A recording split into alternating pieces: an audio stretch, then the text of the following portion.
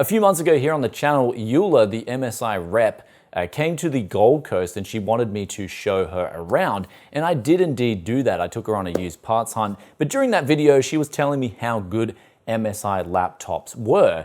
And my response to her was, I wouldn't know, I haven't tried it yet. However, at CES earlier this year, I did check out all the laptops at the MSI booth, and I thought this one here, the GS75 Stealth, was one of the very few systems that I'd actually be interested in, since it does have a small footprint, it is portable, yet it does pack some heavyweight hardware inside with an RTX 2080 Max-Q and also an i7-8750H, which is a 6-core 12-threaded processor, though it is very expensive, coming in at $2,800 USD and 4,200 Aussie dollars. And you're probably thinking like me, at this price point, this thing better be perfect. And that's exactly what I'm gonna do. I'm gonna put it through all the paces, testing out the monitor, the hardware inside, the gaming benchmarks, also tests like onboard audio to see if this thing is worthy of that price tag, which is already really high. But with that said, let's get straight into it.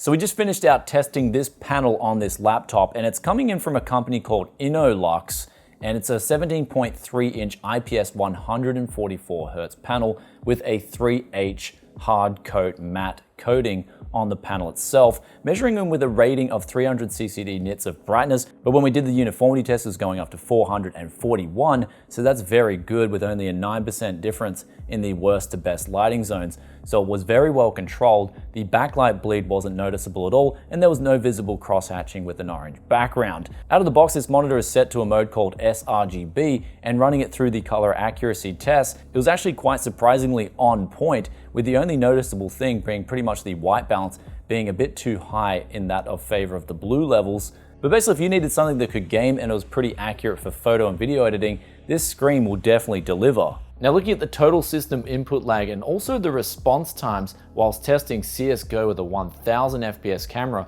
it can tell us both these figures. And for the average input lag, we got 25.6 milliseconds with a best draw of 22 milliseconds and a worst draw of 30 milliseconds across 10 runs. And then moving on to the response times, we analyze this within the same set of results. And we see here that the best frame transition is 4 milliseconds, worst frame transition is 5 milliseconds. So the advertised 3 milliseconds response times aren't too far off. However, it is important to note that there is no overdrive setting on this monitor. So if MSI were to work with the panel manufacturer and implement an overdrive feature, I believe we could get the response times down to 3 milliseconds. But in the past, we've seen desktop machines here come down to as low as 9 milliseconds. So if I had to guesstimate input lag for this panel, it would inherently be between 10 to 15 milliseconds.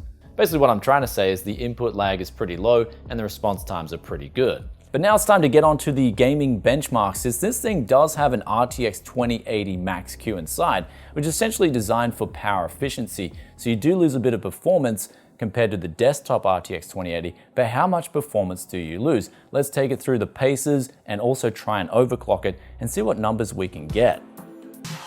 So we now finished up the gaming benchmarks here. I tested 3 different games at 1080p max settings, and I gotta say that I'm not too impressed with the RTX 2080 Max-Q, even though the power consumption is pretty good. So this laptop, when you've got the adapter plugged in, it will juice around 170 watts with the total, including the screen if that's set to the lowest brightness setting. Max brightness settings 200 watts, but if we move into the gaming numbers, we can see that the Max-Q 2080 is below that of a desktop variant of the RTX 2070, and dare I'd say it'd be coming close around that of an RTX 2060 desktop variant. Now for the overclocking on this laptop, it's actually surprisingly decent in that the form factor itself is so small. We've got a 2.15 kilo package and 820 grams on the adapter, so it's less than 3 kilograms to travel with this thing, and the size is 26 centimeters by 39.5 centimeters, and then at the front it's 21 mil tall and then 24 mil tall at the back. So the form factor is phenomenal in what they've crammed inside. It's just with that RTX 2080 Max-Q naming scheme, it's sort of nowhere near a desktop variant of a 2080. They're like 2 different worlds apart. and I think it's kind of close to a $350 RTX 2060, even though you pay a big premium to get a 2080 Max-Q in these laptops over that of a 2070 Max-Q. But speaking of the noise and cooling solution in this laptop, the graphics card maxed out at around about 70 degrees, and then the CPU did go up to about 96 degrees. However, it does have a dynamic throttling depending on those temperatures and also how many cores are in play. It will throttle the CPU according to that. So all cores in IDA 64 was averaging out about 2.3 gigahertz. Cinebench was getting up to around 3 gigahertz. And at these scores, we got 1018 Cinebench on the initial run, followed by about 930 points on the subsequent runs. So once it does get hot, it does throttle a little bit, but in games, the CPU will boost up to higher speeds to that of around 3.8 to 3.9 gigahertz. The noise itself doesn't get too loud on max fan speeds. We're measuring around 38 to 40 decibels when we're inside a game and the fans were ramping up. The ventilation of this system is quite good, though if you are using this for long extended periods of gaming and you are at home, for example, I would recommend getting a notebook cooler where you can put it on the tray with the fans underneath and allow cooling, where the bottom of the laptop was getting the most hottest, and that's where it was drawing the air in. And since it is very close to the ground itself, with a low depth height, allowing more air to come in the bottom would help with cooling, I believe. The last thing I will note is that the keyboard does get a little bit hot when you're gaming. So if you have sweaty hands already, the heat from this keyboard will come out due to the components underneath that, like the GPU and CPU pushing out heat. So that will add to the heat factor on the keyboard. Anyway guys, there's the gaming benchmarks done and dusted. Now what I'm gonna do in this last part of the review is go through everything else. USB 3 speeds, the NICs, as well as the DIS and the audio, and test that out, and the keyboard and also the onboard touchpad to see if they do pass the Tech Yes benchmark test, and also we'll test that battery life. So let's get on with it.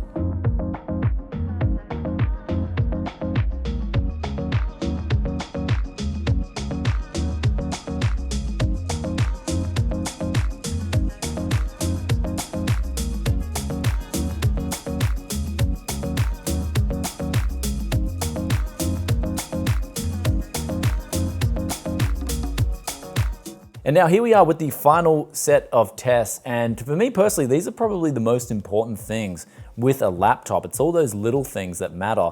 Now I will say there is a thin bezel on around the edges of the screen, but one thing I will point out straight away is that this top part here is extremely sharp, to the point where I've actually cut myself 3 times during this review, and then finally on the 3rd time I noticed, oh wow, this must be coming from the laptop, because I was doing some things in between, but I never usually cut myself with components like this. So I was quite surprised to see that this edge here is actually very sharp, and I would like to see them file it down so it's a lot smoother. Because using a laptop, you're probably going to be in a hurry, and that's probably one of the reasons for getting a laptop. And if you're quickly opening it and slicing yourself up with like harsh paper cuts, in this case razor sharp bezel cuts, then I could see that being a big problem, especially if you're a diabetic. But now moving down to the keyboard, they've teamed up with SteelSeries to implement scissor switches, and I must say that both the RGB and also the feel and typing experience on this keyboard was phenomenal. My first time having a go at it, I got over 100 words per minute, so it's very easy to type on. I like that they've included a full numpad and then rearranged some of the keys to still give you those delete and insert and page down and page up keys, for example. However, I will critique the Windows key placement. I always love having that on the left-hand side. Having it on the right-hand side was just so awkward. For instance, I believe they could have made the control button smaller and then fit in the Windows key on the left-hand side of the keyboard. And then moving down to the touchpad, that is a extended sort of extra wide touchpad with the buttons integrated into the actual pad itself. I do prefer the left and right clicks separated from the pad itself, but that's just me personally. I did have a little bit of a hard time using it, but keep in mind I usually just plug in a mouse wherever I go because it gets things done a lot quicker. But if you need to use it with just one hand, then I guess I can see the appeal with this implementation right here. Though onto the speaker quality and also the onboard audio, they've implemented DIN audio left and right stereo speakers, and they do a great job of just delivering casual audio. Though if you are an audiophile, you will be seeking that bass and also that detail, and that's, of course, you're not going to get that on a laptop. Though the onboard audio, the headphone and microphone out, were of kind of a concern here, where the crosstalk levels were just pretty much the worst I've seen to date, and I had to actually plug in a pair of headphones and hear this for myself, because I thought the software was bugging out initially, and sure enough, it's pretty much the left channel is just coming on through the right channel and vice versa. So if you're gaming with a pair of headphones on with this thing, with its own DAC and also even ADC solution, since the microphone port itself is very shaky, and when you change the decibel gains, there's some heavy noise suppression. But not only that, you can see the quick change when you do change the dB meter is very harsh. So in other words, your voice will come through very tinny. The frequency response curve with the onboard audio, after seeing the crosstalk levels, I thought, wow, this might be true, because they're all over the place. I plugged in an external microphone reading just to make sure it wasn't the line in or the recording in on this laptop, and sure enough, the Mayflower DAC amp solution with its own ADC on board was showing the same thing. It was just terrible numbers coming out of this onboard audio solution, despite the fact that they're using the Realtek 1220, which is actually a decent DAC.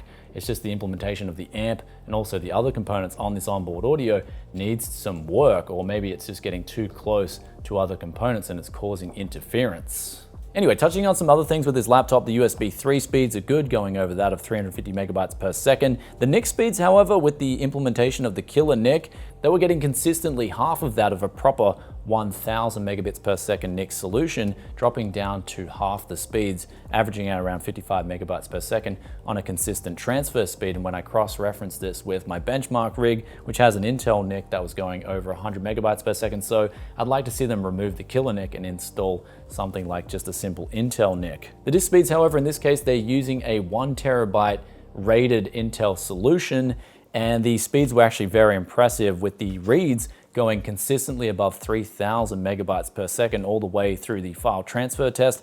And then the write speeds, even though that dropped off after about 45 gigabytes of transfers after the burst speeds were done, which was above that of 2500 megabytes per second, they did drop down to around 1200 megabytes per second, but the consistency of the write speeds was still there. There was no big dips. It was a pretty smooth line. So the actual disk performance on this unit itself is quite impressive.